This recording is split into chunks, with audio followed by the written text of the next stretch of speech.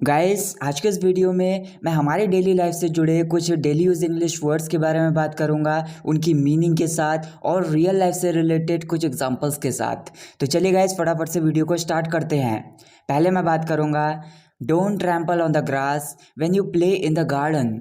यहाँ पर trample simply एक वर्ब है। इसका मतलब होता है किसी चीज़ को कुचल देना या फिर किसी चीज़ को रौंद देना। तो यहाँ पर सिंपली आप ये बोलना चाह रहे हैं कि जब तुम गार्डन में खेल रहे होंगे या फिर गार्डन में खेलते समय तुम घास को ट्रैम्पल मत करना या फिर घास को कुचलना मत या फिर घास को रौंदना मत। नेक्स्ट मैं बात करूँगा Rahul Gandhi aspires to be India's next prime minister.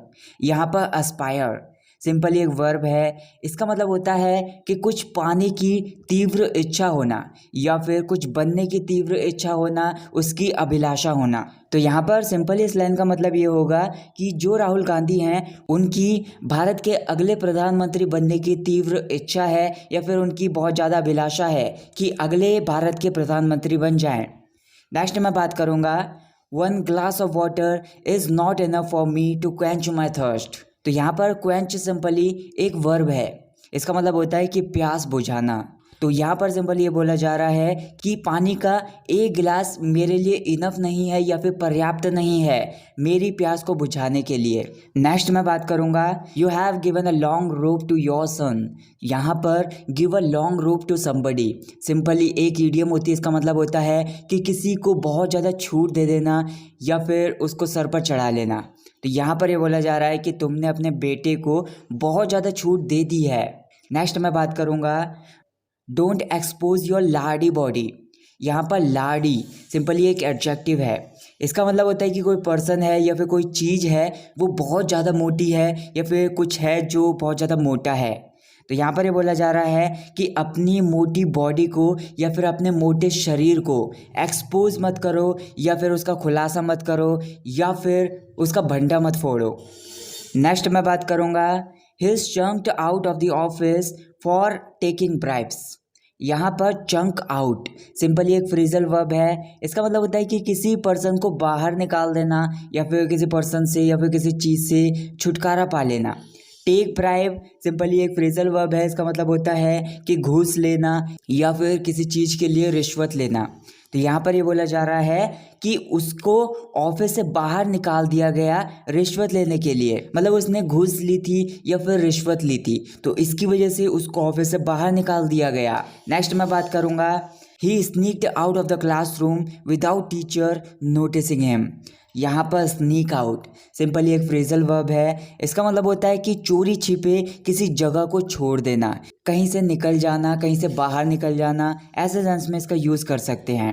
तो यहाँ पर सिंपली ये बोला जा रहा है मतलब टीचर क्लास में पढ़ा रहे थे तो एक स्टूडेंट के बारे में आप बात करते हुए ऐसा कह रहे हो कि वो कक्षा से बाहर चला गया बिना टीचर के नोटिस किए हुए, मतलब टीचर ने नोटिस ही नहीं किया कि वो बाहर चला गया। नेक्स्ट मैं बात करूँगा if you don't understand tell me I can spell you out.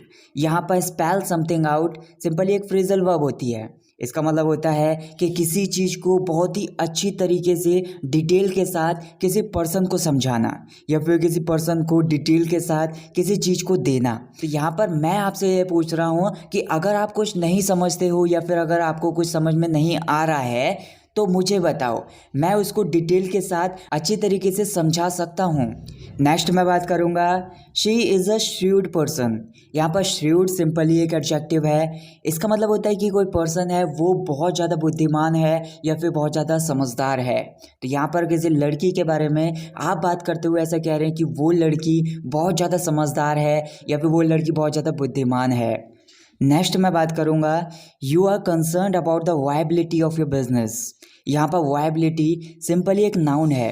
इसका मतलब होता है विकास क्षमता। मतलब आप थोड़ा सा डीपली समझ सकते हो कि किसी चीज़ के सफल होने की योग्यता, मतलब कोई चीज़ है या फिर कोई बिजनेस है या फिर कुछ भी है वो सफल होगा पक्का, इस चीज़ की क्षमता।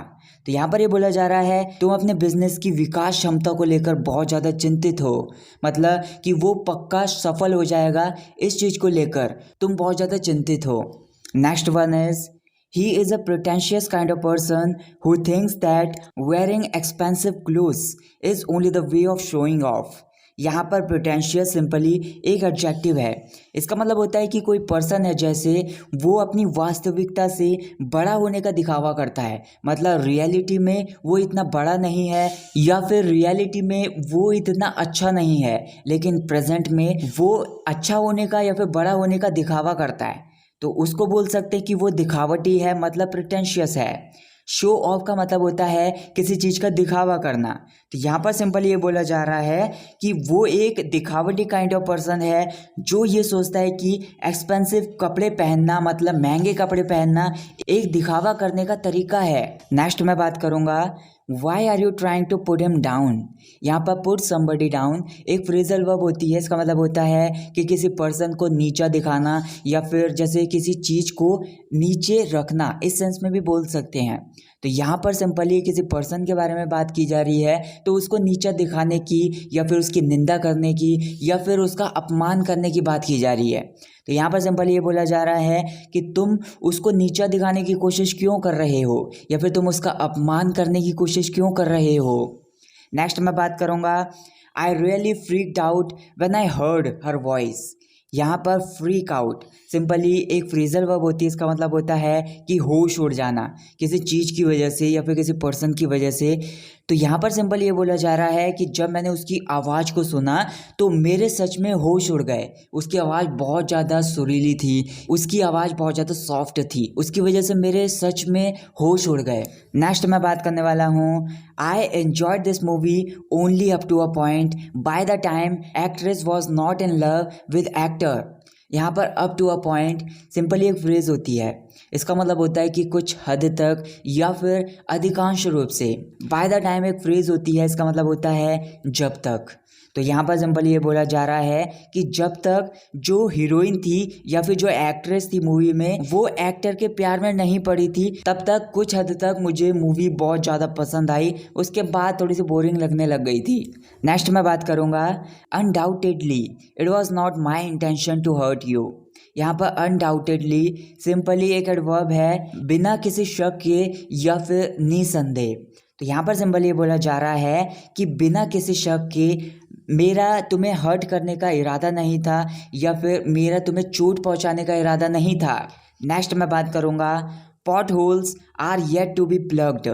यहाँ पर पॉट होल सिंपली एक नाउन है। इसका मतलब होता है सड़क में बने हुए गड्ढे, मतलब बारिश के पानी जहाँ पर जमा हो जाता है ऐसे गड्ढे या फिर छोटे छोटे गड्ढे भी बोल सकते हो आप, जो कि सड़क पर पाए जाते हैं।